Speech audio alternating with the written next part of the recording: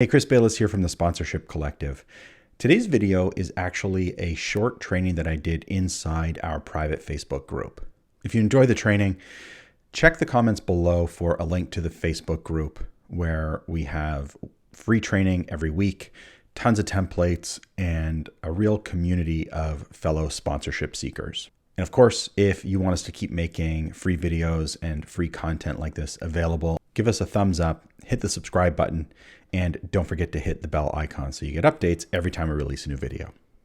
Check it out.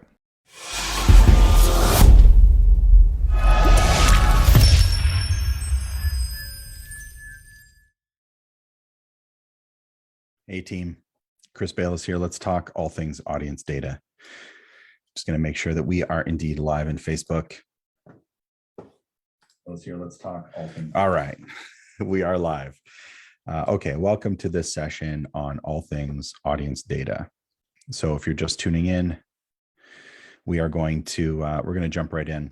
I can't share on my iPad, and so I'm really sad because I can't draw. I can't show my show off my artistic skills. So we're going to do this old school. One of the mistakes that I see a lot of sponsorship seekers make is they use precisely zero audience data in their sponsorship sales. And what an expensive mistake. Sponsorship is about audience data and nothing more. It's about audience and access to audience. So if you're not sharing audience data, then you're in big trouble. So we're going to talk today about what constitutes useful audience data. What do your sponsors actually want to see? What do potential brands want to see? No matter the kind of sponsorship opportunity you have, event, podcast, influencer, cause, irrelevant. What matters is what your sponsors, what brands want in order to connect with their target market. So first of all, let's get really clear.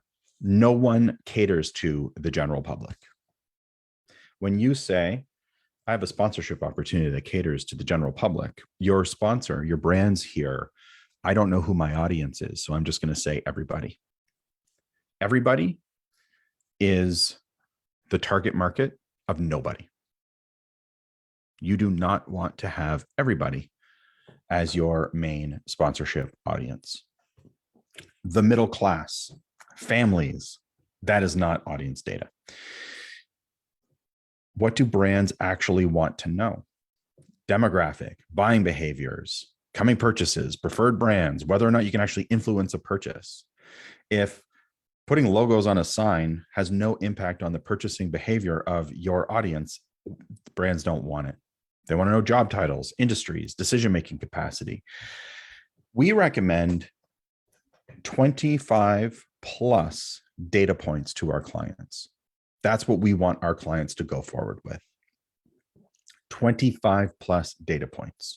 That's what your sponsors want to see. That's what brands want to see. So if my iPad was working, I would show you a fancy schmancy drawing about that proves my point. So I'm afraid you're just going to have to believe me today because I can't draw. But what I will say, what happens if I click this? Will it let me draw? Nope. So what I will say though, you want to think about your audience as one part of the Venn diagram here, and your sponsor as one part of the Venn diagram. And where those Venn diagrams cross over, what your audience wants and your sponsor wants, where they cross over, that's where you come in. You are that intersection point. You are the overlap. Your sponsorship opportunity is what allows your audience and your sponsor's needs to intersect. It's where you can bring the two together. And we do that through the magic of activation. But you can't create activations for an audience that you don't understand. And you can't sell an audience to a sponsor if you can't define them. So what the heck is a buyer persona or avatar or niche or niche, depending on what part of the globe you're hailing from? A buyer persona is according to HubSpot. So certainly one of the authorities on marketing. A buyer persona is a semi-fictional representation of your ideal customers based on data and research. Personas help you focus your time on qualified prospects, guide product development to suit the needs of your target customers, align all work across your org from marketing to sales to service. But what the heck does that have to do with sponsorship? Well, let's make some tweaks, because buyer persona and avatars, that's who your brands, your sponsors are trying to connect with, and you're going to help them do that. And in order to do that, we have to think of this slightly differently. Buyer personas are semi-fictional representations of your sponsor's ideal customers based on data and research of your audience. So you are actually going to create, if you want to be successful in sponsorship, you must create semi-fictional representations of your sponsor's ideal customer. This is what we teach our clients to do in the Sponsorship Accelerator. Then you can use this persona to help the sponsor connect with their target market, the right prospects. It can help you guide activations to suit the needs of your target audience and align all work across your sponsorship program. So this is how we apply the concept to sponsorship marketing, which is what we practice. So what is the point of a persona? It's to help you think like your audience. Critically important. A lot of sponsorship seekers, a lot of sponsorship properties approach sponsorship like, I need money because I want to do something. Unfortunately, your audience doesn't care, and neither does your sponsor. So instead, you have to think, how can I help my audience have more of what they want, remove barriers, have a better time, a better experience? You build a persona, then you can think from their perspective. So it helps you think like your audience. Then it changes the conversation you have with sponsors. If you give me 50 grand, I'll put your logo on a sign. No one cares. Instead, hey, sponsor, who's your target audience? Is it this person? It is. Okay, well, how can we work together to give them some benefits at our sponsorship opportunity? And it also gives you other sources of audience data versus just the bulleted list of the things you pulled from a survey or a rate card or however you're doing your audience research. If you're a client of ours, you already know the magic combination of audience survey and rate cards. So here's the bulleted stuff that you should be providing to your sponsors. This should be in your business case or your pitch deck. You want to be able to get really clear about who your audience is. You want to be able to get really clear about what they're going to purchase in the next 18 months. Not guess, you must know. And then you want to create a buyer persona. This is a buyer persona from an actual business case. Sarah, MD, mom of four, mom of four and career focused.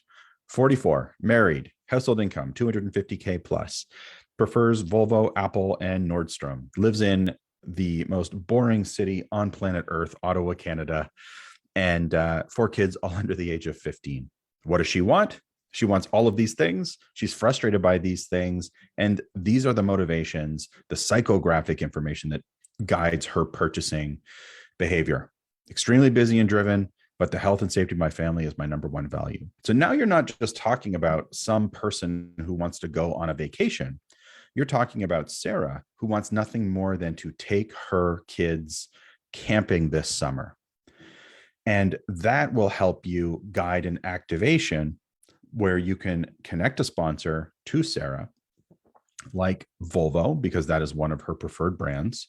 And the activation is a really simple contest where Sarah can win all of the camping equipment she needs and a camping trip with her kids to her favorite park just outside of Ottawa because she's really busy and can't spend hours and hours and hours on the road.